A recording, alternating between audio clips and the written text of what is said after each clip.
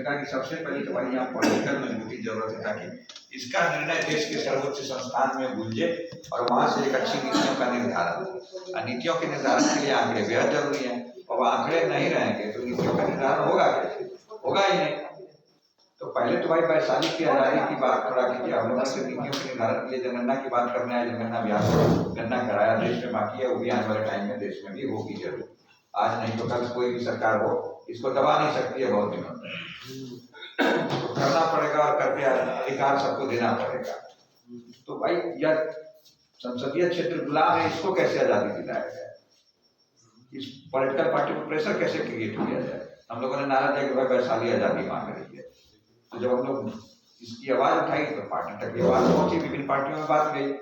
आज लोग प्रयास भी कर रहे हैं। तो अब तो यह पार्टी का निर्णय है कि पार्टी किसको भेजेगी।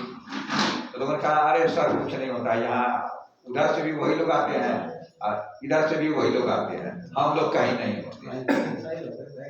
तो हम लोग वास्तव में गुलाम हैं। वैशाली में 6-7 महीना घूमने के बाद लगातार लगभग जगहों पर लोगों ने कहा, इसके पहले आए थे तो मैं ये बात शेयर नहीं किया था क्योंकि मैं पहली चरण में यहाँ आया था।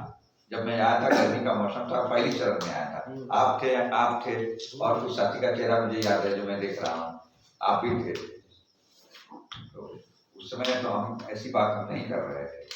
हमने कहा कि भाई ये तो विचित्र स्थिति है, तो क्या यहाँ के पॉलिटिकल लोग जो चुनाव लड़ते हैं कभी इस तरह का सवाल नहीं खड़ा करते हैं? क्या कोई बोलता ही नहीं? तो ताकत दिया तभी लोग कुछ बोलना शुरू लोगों ने किया। लोग दौड़ रहे हैं, टिकट की दौड़ में, कुछ लोग कोशिश कर रहे हैं, लेकिन सवाल सिर्फ वहीं तक नहीं होगी।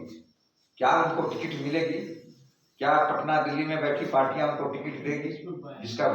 जिस वर्ग का सबसे अधिक वोटर है यहाँ पर वह पिछड़ा वर्ग है, उस वर्ग से कोई एक यहाँ का बेटा जो चुनाव लड़े और ये चुनाव आप लोग वोट दे के उसको जिता के भेजिए, गुलामी की जंजीर से वैशाली की जनता को मुक्त कराइए, खुद भी मुक्त होइए और अपने अपने बच्चे का और आने वाली पीढ़ी का भविष्य बेहतर बनाने के लिए एक अच्छी नीतियों पर सदन में चर्चा हो, एक बेहतर व्यवस्था इस संसदीय क्षेत्र में हो। आखिर कैसे हो?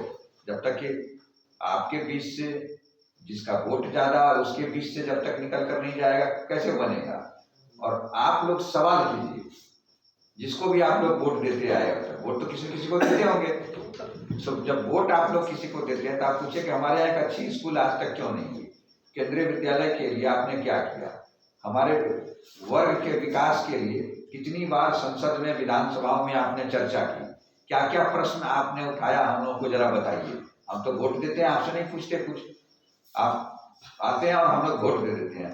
यह जानने का मुझे अधिकार है कि आप बताइए कि हमारे लिए आपने, हमारे आने वाली पीढ़ी के लिए आपने किस तरह की योजना पर काम किया पिछले 5 सालों में। हम आपको वोट जरूर देंगे, लेकिन आप बताइए हमें, जरा एक बार सवाल करके देखिए, जरा एक बार बात कर उठा के देखिए, जानिए, जानने का हक है आपको, और फिर दबाव बनाइए। अगर आपका जो जनप्रतिनिधि है इस तरह का काम नहीं किया विधानसभा में, लोकसभा से बड़ी बात उठती है, बड़ी समस्याओं का समाधान हो सकता है। आपकी वोट, आपकी आवाज वहां बनती है और बेहतर आवाज बनती है, तो उसके लिए प्रयास करने की जरूरत है। एक बार सवाल खड़ा कीजिए, और नहीं तो फिर हम आपको वोट क्यों? जरा उन्हीं जनप्रतिनिधि महोदय जो चुनाव लड़ने आएंगे उनसे पूछिए, और फिर आपके वर्ग से क्यों नहीं? सबसे अधिक वोट आपका है और सांसद बन रहा चंद वोट वाले लोग। जानते हैं उसकी वोट कितनी है? इतनी वोट है कि एक एमएलए नहीं जीत सकता है। एक एमएलए इस क्षेत्र से नहीं जीत सकता जितनी उनकी वोट है। आंकड़ा पलट के आप लोग देख लीजिए, मैं आंकड़ों के आधार पर बात कर रहा हूँ आज।